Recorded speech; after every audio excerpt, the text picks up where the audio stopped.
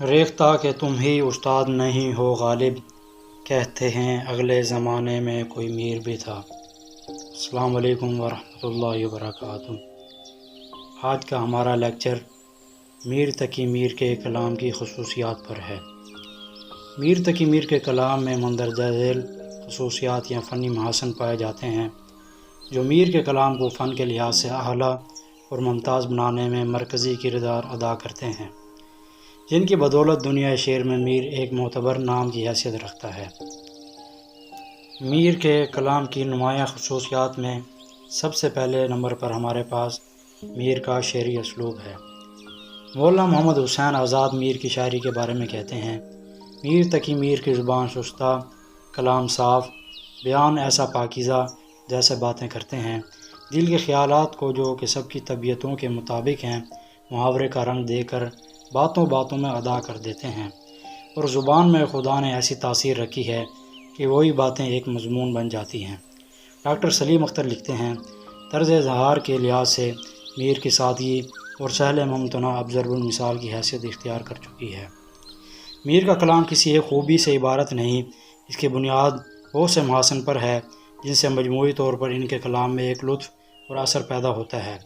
سچے جذبات، سوز و گداز، اثر، کلام کی سادگی اور پرکاری، عام لہجہ، عام انسانی اپیل، موسیقیت اور صناعی تکمیل، ان سب عناصر کے اجتماع کا دوسرا نام ہے۔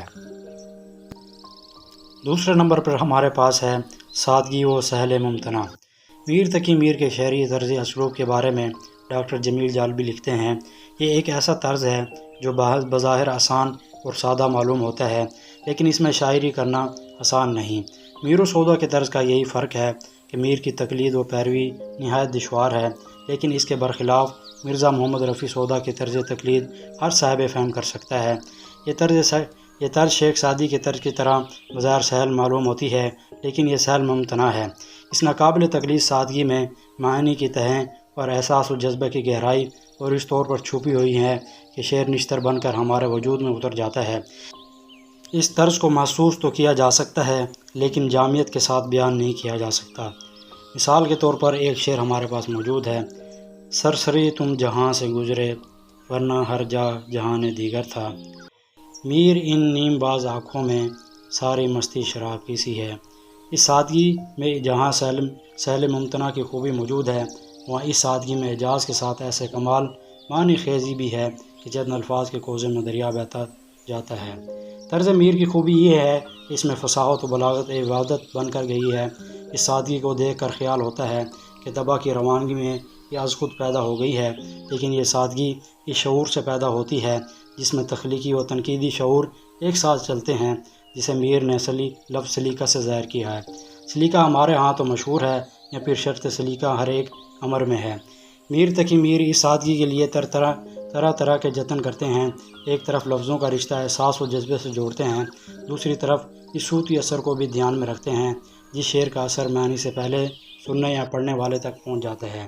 میر تقی میر اس عمل سے ایک ایسے طرز کو جنم دیتے ہیں کہ میر کی رومانیت خاصیت کے دائرے میں آ جاتی ہے۔ کلام کی خصوصیات پر تیسرے نمبر پر ہمارے پاس موجود ہے غنائیت۔ میر کی شاعری پر غنائیت کا غلبہ ہے۔ انہوں نے مترنم الفاظ اور ایسی باروں کا استعمال کیا ہے جن سے خود بخود غنائیت پیدا ہوتی ہے۔ ڈاکٹر جمیل جالبی لکھتے ہیں، غم اور غنائی شاعری کا چولی دامن کا ساتھ ہے۔ ہم میر کو بھی دنیا کے بڑے غنائی شاعروں کے ساتھ رکھ سکتے ہیں۔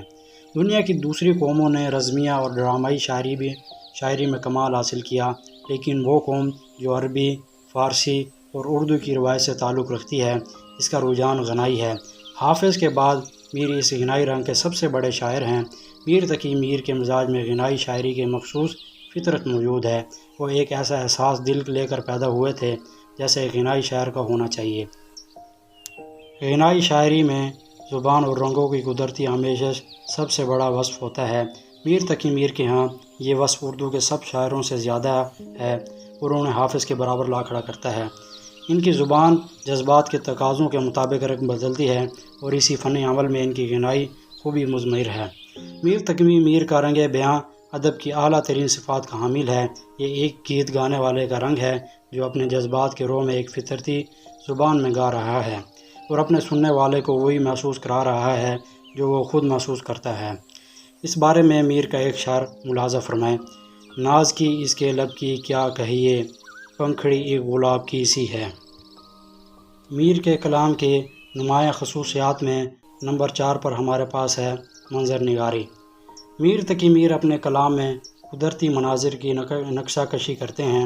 اس سلسلہ میں معروف نقاد اور محقق ڈاکٹر جمیل جالبی لکھتے ہیں: میر تقی میر شاعری میں قدرتی مناظر ان کے جذبے کا حصہ بن کر آتے ہیں۔ یہ ایک ایسی تصویر ہے جو آئینے کی طرح صاف تو ہے، لیکن مصور اپنے قلم سے صفحہ کرتاس پر بناتا ہے تو منہ سے خون تھوکنے لگے۔ میر تخلیقی عمل سے آنکھوں کے سامنے لفظوں سے ایسی صاف تصویر لا رکھتے ہیں جسے رنگوں سے ابھارنا ناممکن ہے۔ اس میں میر کے مخصوص طرز و آہنگ کی وہ جھنکار موجود ہے جو میر کے ہر رنگ کو ایک نیا اور اچھوتا رنگ دیتی ہے۔ میر کے کلام کی نمایاں خصوصیات میں نمبر 6 پر ہمارے پاس موجود ہے تشبیہات کا استعمال۔ میر کی شاعری خوبصورت تشبیہات سے مزین ہے۔ ان کی اکثر تشبیہات مصوری کا کام کرتی ہیں اور حقیقت کا رنگ بھر دیتی ہیں، جس سے میر کا قاری بے اختیار اس باکمال شاعری پر داد تحسین کے الفاظ کہے بغیر نہیں رہ سکتا۔ بقول ڈاکٹر جمیل جالبی، میر کے کلام میں تشبیہ شعر کے وجود کا حصہ بن کر اس طور پر سامنے آتی ہے کہ اس کا اثر ہمیں اپنی گرفت میں لے لیتا ہے اور تشبیہ شعر میں چھپ جاتی ہے۔ میر کے عدم النظیر تشبیہات کے چند نموزے ملاحظہ فرمائیے: شام ہی سے بجھا رہتا ہے دل ہوا ہے چراغ مفلس کا، ناز کی اس کے لب کی کیا کہیے، پنکھڑی ایک گلاب کی سی ہے۔ میر کے کلام کے نمایاں خصوصیات میں نمبر 7 پر ہمارے پاس موجود ہے محاورات کا استعمال۔ میر نے محاورات اس سلیقے سے استعمال کیے ہیں کہ زبان کا ایک حصہ محسوس ہوتے ہیں۔ ڈاکٹر جمیل جالبی لکھتے ہیں: محاورات کا استعمال بھی اسی تخلیقی عمل کا ایک حصہ ہے۔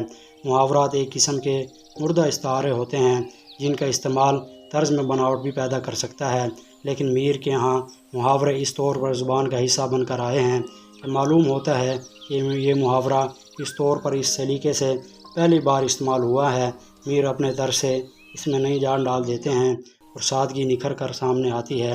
محاورات طرز میر میں رچاوٹ، اثر آفرینی، لہجے کی گرمی، انداز کی بے ساختی پیدا کر کے ایک نئی قسم کی سادگی کو ابھارتے ہیں۔ اس سے متعلق ہمارے پاس کچھ اشعار موجود ہیں: لیتے ہی نام اس کا سوتے سے چونک اٹھے، ہے خبر میر صاحب کچھ تم نے خواب دیکھا، مرگ مجنون سے عقل گم ہے میر، کیا دعا نے موت پائی ہے۔ میر کے کلام کی نمایاں خصوصیات پر نمبر 8 پر ہمارے پاس موجود ہے بیانیہ اور خطابیہ انداز بیاں۔ میر کی شاعری میں بیانیہ اور خطابیہ انداز بیاں بدرجہ اتم موجود ہے۔ بقول ڈاکٹر سید عبداللہ، میر کو استدلالی انداز سے زیادہ بیانیہ اور بیانیہ سے زیادہ خطابیہ سے رغبت ہے۔